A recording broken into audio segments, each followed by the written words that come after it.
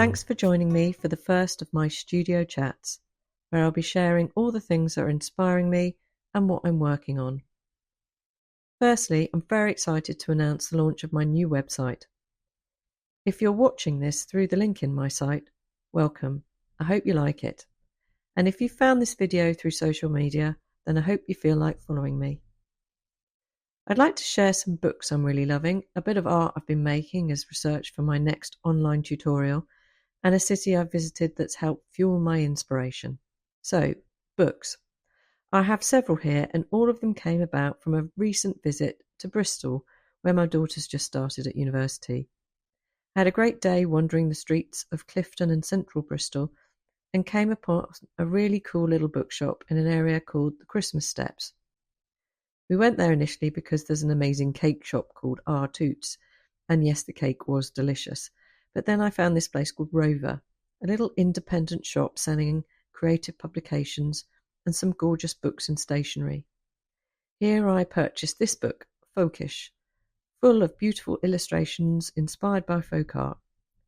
Its contributors are an international mix of very talented creatives, and I'm particularly drawn to the work of Olaf Hajek. I think his work is stunning, full of pattern, interesting objects and beautiful colours. We also found a rather cool little art gallery in Clifton Arcade called Hidden, and what a wonderful place, full of beautiful works of art and limited edition prints from some very well-known artists, such as Grayson Perry, Tracy Emin, and Picasso. They also had some lithographs from one of my all-time favourite artists, Marc Chagall. Sadly, the price tag was a bit beyond my means. However, it did reignite my need to look at more of his work again. So once home, I was straight onto my favourite website, World of Books, and I found a few to buy. I love the dreamlike quality to his work and the deep symbolism. It has that touch of folk art too, which I seem to be drawn to.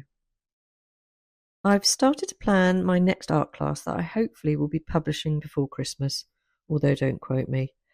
This one is all about painting with gouache on top of some interesting papers that I've been either collecting or creating over the past year. To get myself in the zone and practice my ideas, I've been cutting squares of different papers. Some are just ones I've created with washes of paint, and some I've found in old publications, such as pages from a vintage book, old music manuscript, even bits of coloured paper. I've found Etsy to be a really good source if you search for collage papers.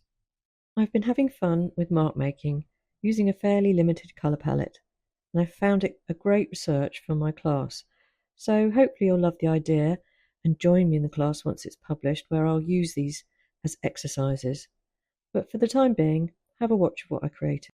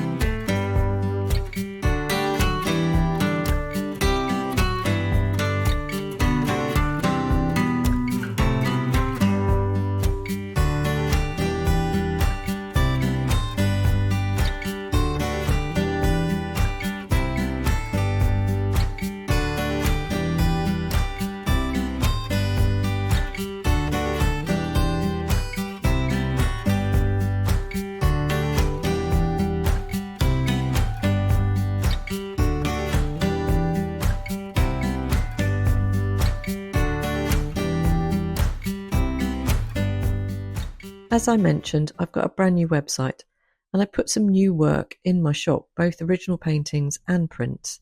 I'll be posting some on Instagram too, so feel free to comment. I'm always up for feedback. That's about all for now. I'll be back before Christmas with another creative ramble. Thanks for joining me and see you next time.